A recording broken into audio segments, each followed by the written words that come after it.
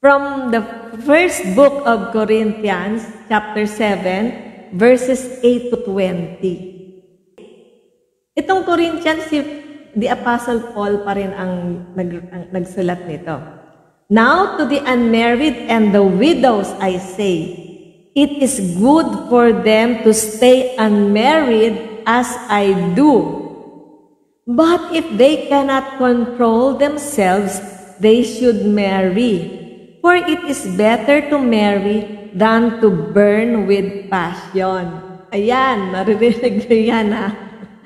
Pero yun na nga, meron ding Bible verse na nagsasabi na, if you will be able to persevere, meaning you can control, if you will be able to control yourselves, malaki ang reward na naghihintay sa inyo. Diba? Diba mas maganda yun?